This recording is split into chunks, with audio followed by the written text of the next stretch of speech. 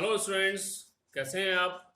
मुझे पूरी उम्मीद है कि आप लोग जो होमवर्क दिया जा रहा है अपना असाइनमेंट पूरा कर रहे होंगे और इन लॉकडाउन की छुट्टियों का पूरा इस्तेमाल कर रहे होंगे। So students, SMB inter college Aligarh से मैं आपका टीचर भूपेंद्र सिंह और हम लोग डिस्कस कर रहे थे हाई स्कूल का biology. So with in that हम लोग स्टडी कर रहे थे चैप्टर नंबर 6, लाइफ प्रोसेसेस, जीवन प्रक्रियाएं। और इसमें आज हम लोग स्टडी करेंगे मानव का पोषण। सो आज 24 अप्रैल और आज के लिए हमारा जो टॉपिक डिसाइड किया है दैट इज मानव का पोषण। इससे पहले कि हम लोग शुरू करें, आइए देखते हैं इससे पहले की स्लाइड्स में हम लोग क्या क्या पढ़ चुके हैं। सो हमने पढ़ा जीवों में पोषण के बारे में और कितने प्रकार का पोषण होता है। हमने जाना कि स्वपोषी क्या होते हैं, परपोषी क्या होते हैं। इसके बाद हमने समझा कि परपोषण के प्रकार कितने हैं, जैसे सहजीविता, परजीविता, मृतोपजीविता और इसके अलावा प्राणी संभोजी भोज्य प्रवृत्ति। अभी हमने एक और टॉपिक पढ़ा एग्जाम्पल के तौर पर अमीबा में पोषण की प्रक्रिया। सो आज हम लोग डिस्कस करने जा रहे हैं मानव का पाचन तंत्र। सो स्टूडेंट्स, जैसा कि आप लोग जानते ही हैं, हमें डिस्कस करना है मानव का पाचन तंत्र। सो आपके सामने है, जैसा कि आप इस चार्ट में देख रहे हैं। मानव के बारे में बात करें तो पोषण प्रवृत्ति के हिसाब से मानव में, क्योंकि जंतु है इसीलिए प्राणी संभोजी भोज्य प्रवृत्ति पाई जाती है। इसके अलावा हम लोग बात करेंगे फीडिंग हैबिट पर। मानव एक सर्वाहारी प्राणी है। जी हाँ, सर्वाहारी प्राणी यानी ओमनीवोर, ऐसे जीव जो शाकाहार व मांसाहार दोनों को ग्रहण कर सकते हैं, दोनों को पचाने की क्षमता जिनके अंदर होती है। इसके अलावा पर्यावरण की दृष्टि से अगर हम बात करें तो मानव जो है वो अपने पारितंत्र का उच्च उपभोक्ता है। चलिए इन सब बातों को हम डिटेल में डिस्कस करेंगे बायोलॉजी की लास्ट यूनिट में, 10th क्लास में। They after we just come to the topic. पाचन तंत्र में मुख्य रूप से जो चीज होती है वो होती है आहार नाल और पाचक ग्रंथियां। आहार नाल जिसे अंग्रेजी में एलिमेंट्री कैनाल भी कहते हैं। तो इसको डिटेल में समझें इससे पहले आइए पहले देखते हैं एक छोटा सा वीडियो क्लिप। सो इस वीडियो के माध्यम से स्टूडेंट्स हम लोग देखेंगे डाइजेशन को बड़े शॉर्ट में, पूरा समरी डाइजेशन की। सो ध्यान से इसको देखते जाइए। मानव में जो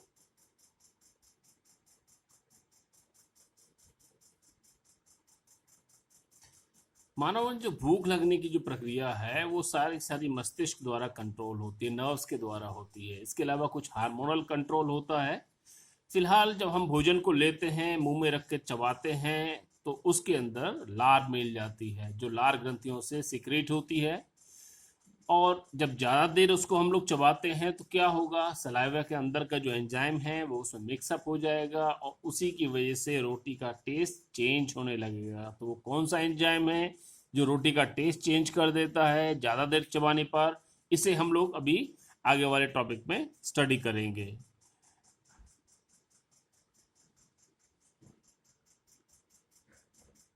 मुंह से भोजन ग्रसनी से होता हुआ, इसोफेगस से होता हुआ स्टमक में पहुंचता है, अमाशय में पहुंचता है, जिसकी भीतरी दीवारें एक पाचक रस प्रकार स्रावित करती हैं जिसको हम लोग जठर रस कहते हैं।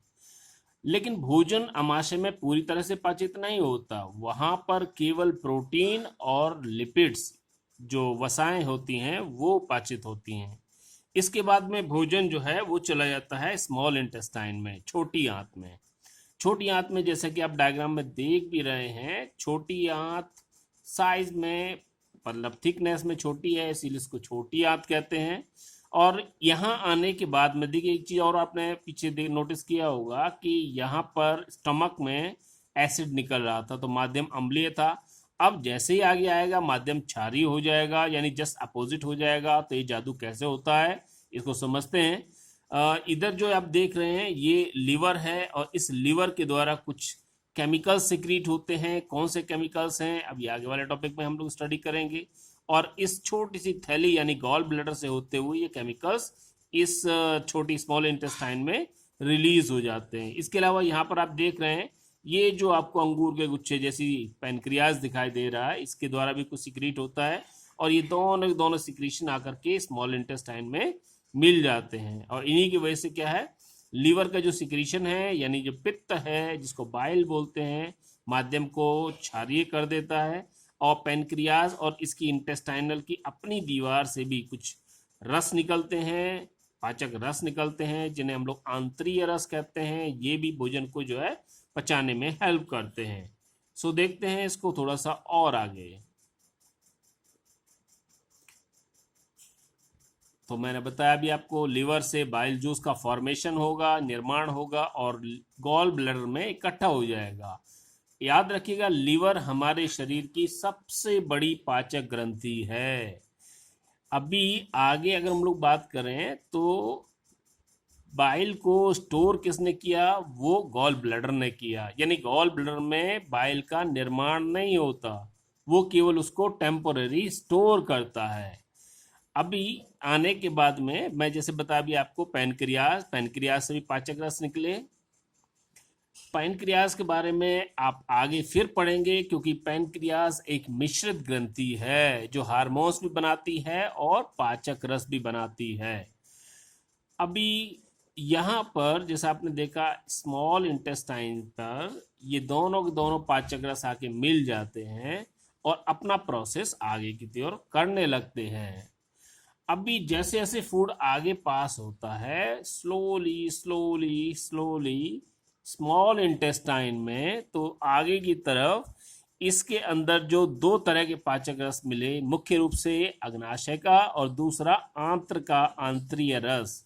ये भोजन में जितने भी प्रकार के अवयव होते हैं, चाहे वो प्रोटीन हो, चाहे वो कार्बोहाइड्रेट हो, चाहे वो वसा हो, सबको पाचन कर देता है। इसके बाद में छोटी आंत के आखिरी भाग में ही भोजन का अवशोषण शुरू हो जाता है।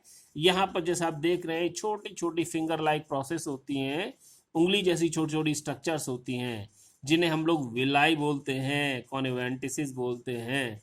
और ये जो सूक्ष्म रसांकुर हैं ये भोजन को, पचे हुए भोजन को धीरे धीरे अवशोषित कर लेती हैं क्योंकि इनके अंदर ब्लड कैपिलरीज का, रुधिर केशिकाओं का नेटवर्क होता है।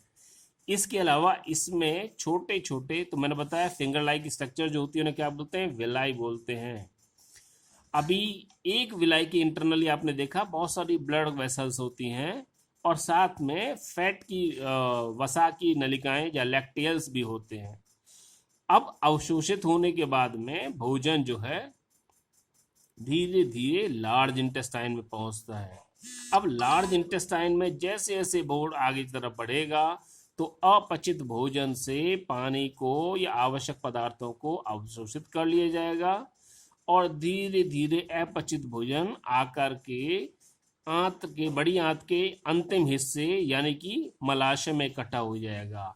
अब मलाशय में से उसमें से और पानी धीरे धीरे एब्जॉर्ब किया जाएगा और जो मल है वो सेमी सॉलिड अवस्था में, अर्ध ठोस अवस्था में आ जाएगा और यहाँ से उसको बॉडी के बाहर हम टॉयलेट में जाकर के डिस्चार्ज कर देंगे। तो अभी आपने देखा पाचन की जो सामान्य प्रक्रिया है इसमें दो मेजर चीजें हुई, एक जो आहार नाल और दूसरी जो हुई वो पाचक ग्रंथियां। ओके, सो स्टूडेंट्स आपने वीडियो में देखा कि किस तरह से मानव का पाचन तंत्र काम करता है, इसको हमने समराइज करने की कोशिश की। अब इसको थोड़ा डिटेल में स्टडी आउट करते हैं तो स्पीड अप बढ़ते जाइएगा। अभी मैंने जैसे आपको बताया कि मानव का जो पाचन तंत्र है, मैं पोषण प्रवृत्ति के बारे में बात किया। पाचन तंत्र में मुख्य रूप से आहार नाल और पाचक ग्रंथियां होती हैं। पाचक आहार नाल के बारे में अगर हम बात करें तो इसको मोटे मोटे तौर पर हम 4-5 हिस्सों में बांट लेते हैं, जैसे मुख गुहा, दूसरा अमाशय, तीसरा छोटी आंत और चौथा बड़ी आंत। अब इन जगहों पर किस प्रकार से प्रक्रियाएं होती हैं इसको हम लोग डिटेल में स्टडी करेंगे। चलिए तो हम शुरू करते हैं मुख गुहा से। मुख गुहा यानी कि बक्कल कैविटी, इसके अंदर जो संरचनाएं होती हैं जैसे आप देख रहे हैं डायग्राम में, तो मुंह के अंदर मेजर जो संरचनाएं होती हैं आइए उनके बारे में जानकारी ले लेते हैं। मुख वह वो है जिसमें प्राणी संभोजी भोज्य प्रवृत्ति यानी होलोजोइक मोड ऑफ न्यूट्रिशन का पहला स्टेप यानी कि इंगेशन यानी अंतर्ग्रहण होता है। यानी मुंह का काम जो होता है भोजन को शरीर के अंदर लेने का होता है। इसके अंदर जो मुख्य संरचनाएं होंगी उनके बारे में जानकारी लें। आपने देखा कि इसके अंदर जो संरचनाएं होती हैं उसमें होती हैं दांत। दांत, आइए इसके बारे में थोड़ा सा डिस्कस करते हैं। तो दांत में जैसे कि जस्ट अ मिनट, सो दांत जो हैं हड्डियों की तरह ही मजबूत होते हैं और लगभग उन्हीं सभी पदार्थों से यानी कि कैल्शियम, फास्फोरस, इन सभी पदार्थों से मिलकर बने होते हैं जिनसे हड्डियां मिलकर बनी होती हैं। इसलिए दांतों को भी हम बाह्य कंकाल की श्रेणी में रखते हैं। तो आपने देखा, हम केवल मनुष्य के बारे में बात करेंगे, बाकी जीवधारियों में दांत अलग अलग तरह के हो सकते हैं। अभी अगर हम मनुष्य में बात करें तो मनुष्य में भी दांत कई प्रकार के होते हैं जो जबड़ों में धंसे रहते हैं। जैसे आप देख रहे हैं, नॉर्मली हम यहाँ पर जो बात करेंगे, मनुष्य में 4 तरह के दांत हैं। पहले कृंतक दांत, जिनको इंग्लिश में इंसीजर बोलते हैं। दूसरे रदनक दांत, जिनको कैनाइन बोलते हैं। तीसरे नंबर पर आते हैं अग्र चवर्णक दांत, जिनको प्रीमोलर्स कहा जाता है। और चौथे नंबर पर आते हैं चवर्णक दांत, यानी जिनको मोलर्स कहते हैं। जहां तक संख्या का प्रश्न है, आप देख रहे हैं जो क्लोजअप टीथ हैं सामने की तरफ जो दिखाई देते हैं जब आप मुस्कुराते हैं, तो ये 2 दांत जो होते हैं इनको इंसीजर या कैनाइन बोलते हैं। ओ सॉरी, इंसीजर या कृंतक बोलते हैं। उसके बाद जो आप देख रहे हैं नंबर 3 पर, केवल एक दांत, हम एक जबड़े में बात कर रहे हैं, एक जबड़े के आधे हिस्से के बारे में। तो इस तरह से हम लोग जबड़े को एक जबड़े को 2 हिस्सों में बांट लेते हैं। इधर का आधा हिस्सा सेम वैसा ही होता है जैसा इधर का होता है। हम एक तरफ का स्टडी कर लेंगे तो हमें बाकी के बारे में जानकारी मिल जाएगी। तो मैंने बताया कि जो सामने के दो दांत होते हैं आधे जबड़े में, वो कैसे होते हैं, इंसीजर होते हैं। दूसरा जो आपने देखा, इनका काम जो होता है इंसीजर का, भोजन को काटने वाटने का होता है। और जो शाकाहारी जीव है उनके अंदर ये ज्यादा विकसित होते हैं। आगे तरफ बात करते हैं। दूसरे नंबर पर आप देख रहे हैं कैनाइन दांत। कैनाइन दांत हमारे जबड़े में कुल मिलाकर के मुंह में 4 होते हैं, यानी 1/4 में अगर हम लोग बात करें तो 1 होगा। नुकीले होते हैं और जो मांसाहारी जीव होते हैं उनके अंदर ये बहुत अच्छी तरह विकसित होते हैं। और ये इस बात का प्रमाण है कि मनुष्य शाकाहारी भी है और मांसाहारी भी है, दोनों प्रकार का भोजन ले सकता है। इसके बाद में जो आप देख रहे हैं 2 छोटे गोल गोल से दांत, इनको अग्रचवर्णक कहा जाता है। अग्रचवर्णक नाम से चवर्णक, चबाने वाले, ये भोजन को चबाने का काम करते हैं। और बाकी जो पीछे आप 3 देख रहे हैं, इनको दाढ़, जिनको आम भाषा में आप कहते हैं, तो ये जो है चवर्णक या मोलर टीथ कहलाते हैं। इनका काम भोजन को बारीक पीस देने का होता है, अच्छी तरह चबाने का होता है। तो जो जानवर ज़्यादा चबाते हैं, जो जंतु ज़्यादा चबाएंगे, उनके अंदर ज़्यादा विकसित होंगे। और जो जानवर भोजन को सटक जल्दी जाते हैं, तो ऐसे जीवों में इनका विकास कम होगा। हमने बताया कि दांत के कार्य क्या हुए, किस प्रकार, कितने प्रकार के हुए। अब इसके अलावा देखते हैं कि हमारे में जो दांत होते हैं, होते तो लगभग एक जैसे ही हैं, लेकिन बच्चों में और बड़ों के दांत में थोड़ा सा अंतर होता है। दरअसल में दांत हमारे जीवन में 2 बार निकलते हैं। पहली बार जो निकलते हैं उन्हें दूध के दांत यानी मिल्क टूथ सेट बोलते हैं, और बाद में जो मिलते हैं उन्हें स्थायी दांत कहते हैं। तो अभी जैसे आप इस वीडियो में, मैं दोबारा से दिखाता हूँ आपको, आप देख रहे हैं कि किस तरह से जो दांत हैं वो निकल करके बाहर आते हैं। तो आप ये देख रहे हैं दोबारा निकलने वाले दांत कितने हैं, देखिए 2, और एक ये 3, 4, और एक 5, और एक 6, और एक ये 7, और एक इधर इसके पीछे रहा होगा, यानी 8, यानी 8, 8 चौका 32, 8 दांत ऐसे हैं, यानी पूरे पूरे 32 दांत ऐसे हैं जो निकलते हैं। लेकिन ये लास्ट वाला दांत केवल एक ही बार निकलता है। ओके, तो अगर कोई हमसे पूछता है कि दूध के दांत कौन से होंगे, तो आपने जैसे इस स्लाइड के शुरू में देखा, मैं एक बार फिर से दिखा रहा हूं आपको। तो आपने जैसे इस स्लाइड के शुरू में देखा, यस, अभी जो दांतों का सेट था इसको हटा दीजिए, नीचे दिखाए बाद में निकले हैं। तो ये जो दांत हैं, 20 दांत, ये 20 दांत मिल्क से 28 दांत, 2123 बटे 2123। सो इस डायग्राम वीडियो के हिसाब से आप लगाइए, नोट कीजिए अपनी कॉपी पर कि दूध के दांत कौन कौन से होते हैं और स्थायी दांत कौन कौन से होते हैं। तब तक हम बढ़ते हैं आगे की तरफ अपने टॉपिक पर। तो जैसा कि हमने देखा अभी, मुख गुहा के अंदर संरचनाओं में हमने स्टडी किया दांत के बारे में। इसके बाद आता है दंत सूत्र, बहुत इंपॉर्टेंट। एक वयस्क मनुष्य में जबड़ा, जैसे बताया मैंने आपको, जैसा ऊपर का जबड़ा है वैसा ही नीचे का जबड़ा होगा। अगर हम एक जबड़े के आधे हिस्से को यहां से करते हुए इधर का एक फार्मूला याद कर लें और ऐसे ही नीचे का एक फार्मूला बना लें, तो कुल मिलाकर के उसको हम लोग कहेंगे दंत सूत्र। तो अभी अगर हम लोग दंत सूत्र के बारे में बात करें तो एक वयस्क मनुष्य का जो दंत सूत्र हुआ, मानव का दंत सूत्र जो हुआ, वो है आपके सामने। इसको आप ऐसे कर सकते हैं 2123 अपॉन 2123 इंटू 2 इक्वल टू 32। ये कोई मैथमेटिक्स नहीं है, ये याद रखने का एक तरीका है। ये इंसीजर हैं दो ऊपर, यानी 2 और 2 4 ऊपर हो गए, 4 नीचे वाले जबड़े में हो गए। कैनाइन जैसे मैंने बताया था, नुकीले चीजने फालने वाले जो मसारे वाले दांत होते हैं, कुल मिलाकर के एक एक चारों तरफ, तो कुल मिलाकर के 4 दांत हो गए। इसी तरह प्रीमोलर्स की बात करें तो 2 के 4 सेट बराबर कितने हो गए, 8 हो गए। और यहाँ पर मोलर यानी कि जो दाढ़ होती हैं, ये कुल मिलाकर के 3 चौका 12 दांत हो गए। तो कुल मिलाकर के इनकी संख्या अगर हम लोग बात करें तो इस तरह से 32 हो जाती है। काफी इंपॉर्टेंट है, आपके एग्जाम्स में पूछा जाता है अक्सर। मुंह के अंदर दूसरी जो मेजर स्ट्रक्चर आती है वो आती है जिव्या यानी कि टंग। तो जीभ के बारे में अगर हम लोग बात करें तो जीभ जो है उसके ऊपर मुख्य रूप से स्वाद कलिकाएं पाई जाती हैं और रसांकुर पाए जाते हैं। रसांकुर नाम से ही क्लियर हो रहा है आपको कि जो आपको रस यानी स्वाद का पता बताते हैं।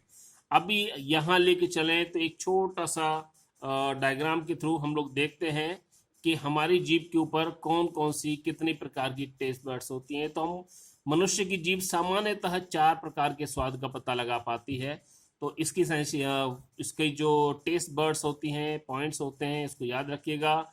सबसे आगे की तरफ जीभ पर स्वीट, स्वीट मतलब मीठा, और सबसे पीछे की तरफ अगर हम बात करें बैक साइड में कड़वा होता है। तो आपने कभी कोनैन, मलेरिया जब हो जाता है, कोनैन की गोली खाते हैं तो आपने देखा जब हम उसको निगलने ही वाले होते हैं तब वो बहुत कड़वी लगती है। तो क्योंकि टेस्ट बर्ड्स जो होती हैं जीभ के पिछले हिस्से पर होती हैं कड़वेपन के लिए। जीभ के साइड में पीछे की साइड में जो हुए वो क्या खट्टे के लिए होंगी, और बाकी जो पोर्शन है साइड और बीच का, ये सारा क्षेत्र जो होता है ये नमकीन के लिए होता है। तो इस तरह 4 तरह के टेस्ट की पहचान मनुष्य की जीभ पर इन क्षेत्रों में की जाती है। अगली जो मेन चीज होती है वो होती हैं लार ग्रंथियां। कुल मिलाकर के लार ग्रंथियां 4 प्रकार की होती हैं, लेकिन हमारे में यानी मनुष्य में केवल 3 प्रकार की लार ग्रंथियां पाई जाती हैं, जिनके माध्यम से लार सिक्रीट होती है और लार का माध्यम लगभग उदासीन होता है। अभी लार के अंदर इंपॉर्टेंट बात यह है कि एक एंजाइम होता है जिसको टायलिन कहते हैं, और ये टायलिन लार में उपस्थित होकर के भोजन में मिक्सअप हो जाएगा। और भोजन का जो मंड है यानी मुख्य रूप से जो हम आटा खाते हैं वो क्या होता है, मांड होता है, यानी कि स्टार्च होता है। और ये टायलिन स्टार्च में मिल करके उसको शुगर में कन्वर्ट कर देता है। इसीलिए जब हम ज़्यादा देर तक रोटी चबाते हैं, रिएक्शन आपके सामने है, ज़्यादा देर तक जब रोटी चबाते हैं तो रोटी का टेस्ट थोड़ा सा चेंज होने लगता है। तो उसका कारण यही पर है। आपने देखा कि जो स्टार्च है, स्टार्च को टायलिन एंजाइम जो कहाँ था, सलाइवा में था, लार में था, इसने उदासीन माध्यम के अंदर, उदासीन मतलब 6.8 pH है तो लगभग 7 के आसपास हो गया, इसीलिए हम लोग उसको लगभग उदासीन मान के चलेंगे। ये कन्वर्ट कर देगा कहाँ पर, माल्टोज शुगर में। तो आप कारण बताएंगे क्यों रोटी जो है हल्की मीठी लगने लगती है। इसके अलावा तालू होता है, तालू ऊपर जानते ही हैं, बस इसका काम इतना ही होता है कि श्वसन मार्ग और मुंह के बीच में एक बैरियर बना के रखना। अभी मुख्य बात ये हुई कि भोजन में जब भोजन को निगल लेंगे उस कंडीशन में मुख गुहा में भोजन को निवाला कहते हैं या ग्रास कहते हैं, या इंग्लिश में इसको बोलस कहते हैं। चलिए बढ़ते हैं आगे की ओर। अगला जो स्ट्रक्चर होती है ग्रसनी, बस ग्रसनी में यही चीज है कि यहाँ पर श्वास का रास्ता और भोजन का मार्ग थोड़ा सा गलत हो गया। श्वास वायु मार्ग और भोजन का मार्ग पहले मिलते हैं और मिल करके फिर से अलग अलग रास्तों पर बट जाते हैं। और यहाँ इसीलिए कहा जाता है क्योंकि दोनों का रास्ता मिल जाता है आपसे हमेशा हिदायत दी जाती है कि खाना खाते समय बात नहीं करनी चाहिए, क्योंकि निगलते समय हल्का सा गलती से भी भोजन के कुछ अंश आपकी श्वास नली में जा सकते हैं। इसीलिए आपको हिदायत दी जाती है कि खाना खाते समय आपको बोलना नहीं चाहिए। इसके बाद अगली जो स्ट्रक्चर आती है that is the oesophagus. Oesophagus में स्टूडेंट्स कोई पाचन नहीं होता है किसी प्रकार का। ये एक ट्यूब है जो आपकी ग्रसनी को अमाशय से जोड़ देगी, और यहाँ पर मेनली क्रमाकुंचन गतियाँ होती रहती हैं। क्रमाकुंचन गतियाँ बिल्कुल उसी तरह से जैसे ट्यूब के अंदर किसी कंचे को आप आगे की तरफ धकेलेंगे और धीरे धीरे वो कंचा आगे की तरफ प्रोसेस होता रहेगा। तो चाहे वो भोजन तरल अवस्था में हो, चाहे वो ठोस अवस्था में हो, ग्रसनी में आने के बाद वो कुल मिलाकर के अर्ध तरल यानी अर्ध ठोस के रूप में बदल जाता है। अगली स्ट्रक्चर आती है, बहुत इंपॉर्टेंट स्ट्रक्चर अमाशय यानी कि स्टमक। स्टमक के स्ट्रक्चर में बात करें तो यहाँ पर जो एक सिरा इसका आप देख रहे हैं इसोफेगस से जुड़ा होगा, दूसरा सिरा जो है इंटेस्टाइन से जुड़ा हुआ होगा। तो बीच का जो थैला सा स्ट्रक्चर बनी हुई है that is called as the stomach या अमाशय। अमाशय को कुल मिलाकर के 3 पार्ट्स में डिवाइड कर सकते हैं, कार्डिक यानी जठरागम, दूसरा फंडिक पार्ट या इसको फंडस लिखा है, और तीसरा जो होता है पाइलोरिक पार्ट। मुख्य बात यह है कि आप जहाँ पर दोनों जगह मैंने बनाने की कोशिश की है, आपने देखा होगा कि इन दोनों जगहों पर वाल्व पाए जाते हैं, चाहे वो कार्डिक पार्ट रहा हो चाहे वो पाइलोरिक भाग रहा हो। ये वाल्व भोजन को वापस जाने से रोकते हैं, यानी भोजन अगर स्टमक में आ गया तो वापस जो है आपके मुंह में नॉर्मली नहीं आ पाएगा। इसी तरह से स्टमक में आने के बाद अपनी मर्जी से इंटेस्टाइन में पास नहीं होगा। तो ये सारा काम कौन बैरअप करेगा? ये वाल्व इस चीज को कंट्रोल करते हैं। स्टमक का प्राइमरी काम जो है फूड को स्टोर करना होता है। जैसे चक्की का हॉफर होता है जिसमें आप गेहूं इकट्ठा डाल देते हैं, फिर धीरे धीरे धीरे धीरे नीचे की तरफ पास होते रहते हैं। ये बिल्कुल उसी तरह से हॉफर की तरह से आपका स्टमक काम करता है, भोजन को स्टोर कर लेता है। यहाँ पर सबसे मुख्य जो सिक्रेशन होता है वो होता है जठर रस का। इस जठर रस के अंदर एसिड होता है। एसिड यानी कि हाइड्रोक्लोरिक एसिड, नाम से ही सुना है आपने कि काफी स्ट्रॉन्ग एसिड होता है, और ये वहां के माध्यम को अम्लीय बना देगा। इसके अलावा उसके अंदर भोजन के अंदर जो भी आपके हानिकारक बैक्टीरिया हैं या कठोर पदार्थ, हड्डी वगैरह, कंकाल, कुछ भी है, उन सबको भी गला करके घोल देता है। तो एसिड का बहुत इंपॉर्टेंट रोल है। इसके अंदर कुछ पाचक एंजाइम्स भी होते हैं। कौन कौन से एंजाइम्स हैं आइए उन पर नजर डालते हैं। आपने देखा कि इसमें प्रोटीन को पचाने वाला बहुत इंपॉर्टेंट पेप्सिन एंजाइम होता है। जी हाँ, पेप्सिन एंजाइम जो अम्लीय माध्यम में प्रोटीन को पेप्टोन और पेप्टाइड्स में तोड़ देता है। दूसरा जो एंजाइम मेजर आप यहाँ देखते हैं कि दूध की प्रोटीन। यस, आपने देखा है कि छोटे बच्चे दूध पीने के बाद अगर कभी पलट देते हैं तो वो दूध फटा हुआ दही की तरह से दिखाई देता है, क्योंकि जैसे ही ये दूध आपके स्टमक में जाता है, दूध की जो कैसीन प्रोटीन है इसको रेनिन एंजाइम तोड़ देता है कैल्शियम पैरा कैल्सिनेट में, और इस तरह से दूध से उसका पानी वाला जो हिस्सा है वो अलग हो जाता है। पानी वाला हिस्सा बिल्कुल अलग हो जाता है। अगला जो आता है दैट इज द फैट को डाइजेस्ट करने वाला एंजाइम, लाइपेज एंजाइम। इन एंजाइम्स को याद रखना बहुत जरूरी है, क्योंकि इसी काम को करने के लिए आंत के अंदर दूसरी प्रकार के एंजाइम्स होंगे। तो वसा को पचाने वाला एक एंजाइम होता है अम्लीय माध्यम में, इसको क्या कहते हैं? लाइपेज बोलते हैं, जो वसा को वसीय अम्लों में ब्रेकअप कर देता है, तोड़ देता है। और यहाँ पर भोजन को जो नाम दिया जाता है स्टमक में वो काइम कहते हैं। बहुत इंपॉर्टेंट, जो आपने बक्कल कैविटी में जिसको बोलस कहा था, आज उसे ही हम स्टमक में काइम कहते हैं। दूसरी इंपॉर्टेंट बात यह आई कि स्टमक में कार्बोहाइड्रेट का किसी तरह का कोई पाचन नहीं होता है। अगली स्ट्रक्चर पर आते हैं छोटी आंत की तरफ। छोटी आंत के भी 3 हिस्से होते हैं। अभी जैसे स्ट्रक्चर में आप लोग देख रहे हैं, तो हमारे आहार नाल का सबसे लंबा हिस्सा जो बनाता है छोटी आंत बनाती है। छोटी आंत को 3 हिस्सों में बांट सकते हैं, ड्यूडिनम, जेजुनम और इलियम में। इलियम सबसे लंबा हिस्सा होता है, और ये आपके पेट में ठूस ठूस के भरी रहती है रस्सियों के समान। अभी आप जैसे देखा, ड्यूडिनम भाग जो अमाशय से जुड़ा हुआ भाग है उसको ड्यूडिनम कहते हैं।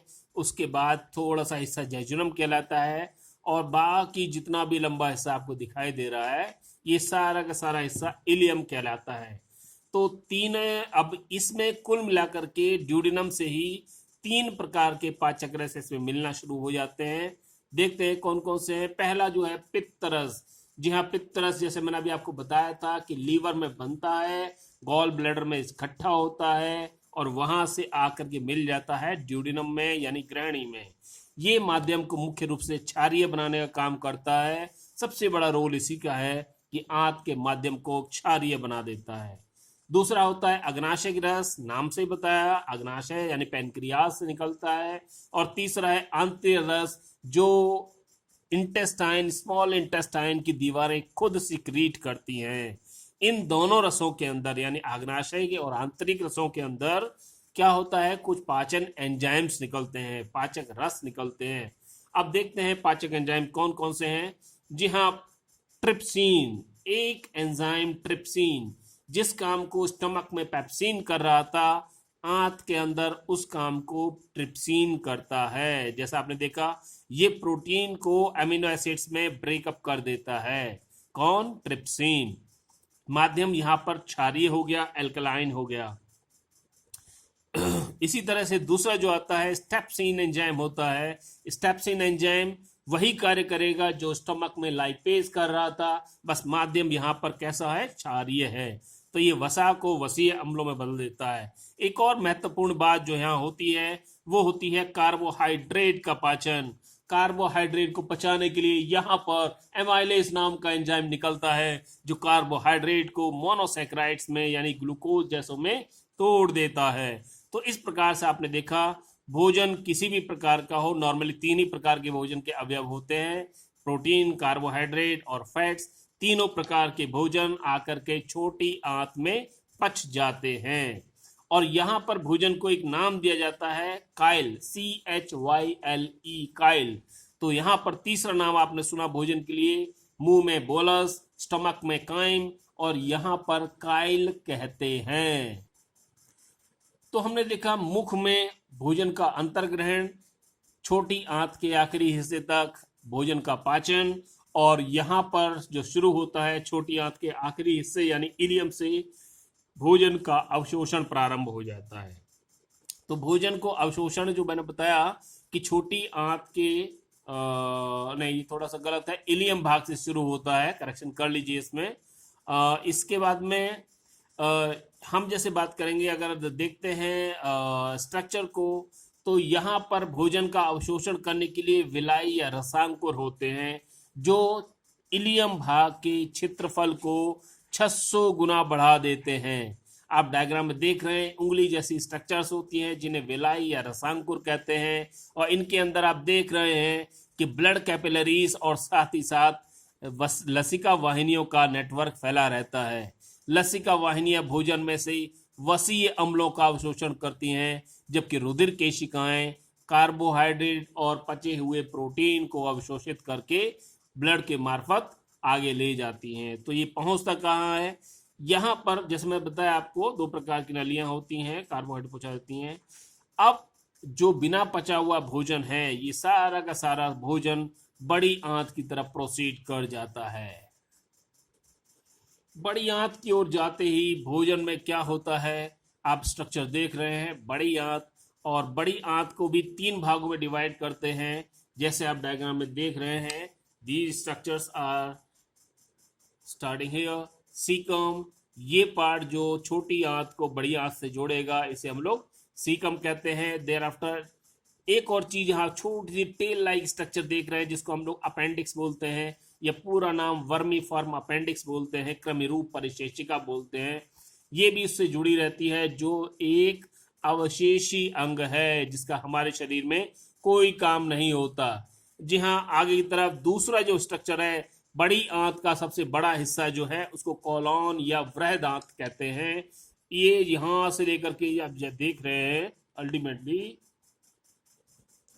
ये पूरा पूरा कॉलोन भाग है यहां तक।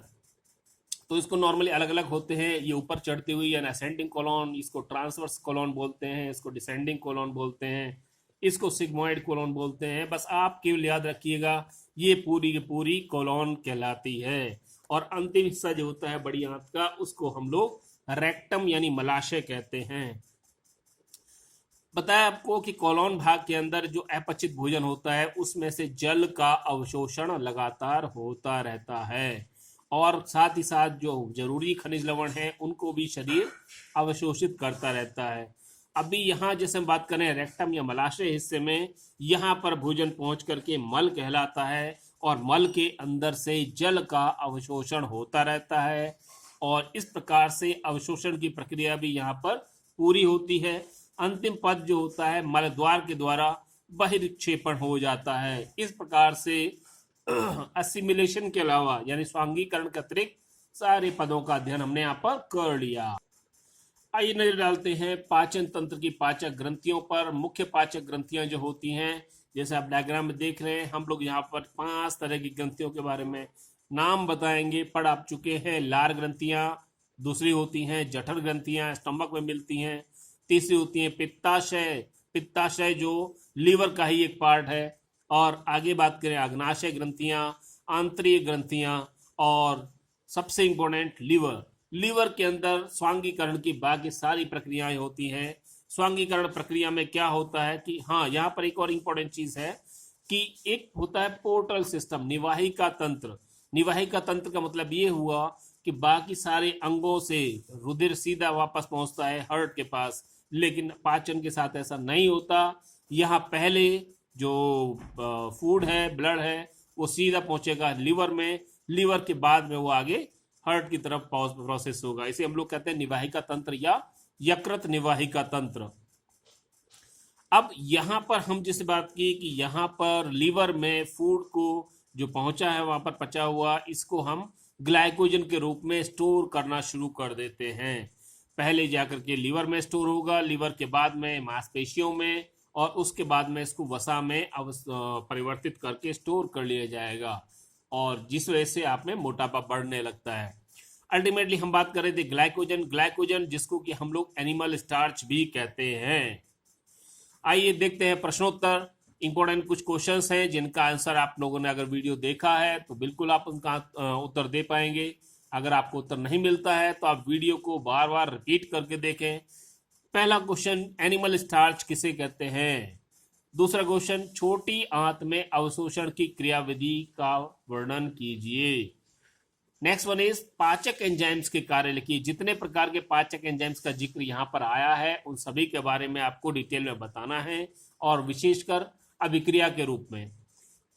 नेक्स्ट वन इज अमाशय में अम्ल की क्या भूमिका है, the role of acid in stomach. Next one is हमारे शरीर में वसा का पाचन किस प्रकार होता है, यानी स्टमक और इंटेस्टाइन में जो जो रिएक्शंस हुई थी उनके बारे में आपको यहाँ पर डिस्कस करना है। एक क्वेश्चन है, आपने ध्यान से सुना होगा तो आपको उत्तर मिल गया होगा, अधिक चबाने पर रोटी का स्वाद क्यों बदल जाता है।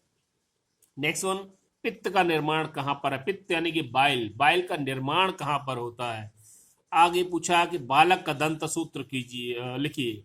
तो मैंने आपको वयस्क का बताया था, दिमाग लगाइए और बताइए कि बच्चे का दंत सूत्र क्या होता है। नेक्स्ट वन इज लैक्टियल्स कहाँ होती हैं, इनका कार्य लिखिए। और अंतिम क्वेश्चन है, मानव में प्रोटीन का पाचन किस प्रकार होता है। सो आई थिंक आप लोगों ने एंजॉय किया होगा। सो हमारे साथ बने रहने के लिए बहुत बहुत धन्यवाद। सो स्टूडेंट्स, अभी आपने डिस्कस किया पाचन के बारे में, बहुत इंपॉर्टेंट टॉपिक है आगे कॉम्पिटिशन्स के हिसाब से और बोर्ड के एग्जाम्स में भी जो जीवन प्रक्रियाएं हैं सबसे ज़्यादा पोर्शन इसी में से पूछा जाता है। तो आप लोग वीडियो को जहां भी डाउट हो दोबारा समझिए, दोबारा रिपीट करके देखिएगा। फिर भी अगर कोई सवाल का जवाब आपको नहीं मिल पाता है तो अपना जो वर्चुअल स्टडी ग्रुप है उसके ऊपर क्वेश्चन पुट अप कीजिएगा। घर में ही रहिएगा। Take care.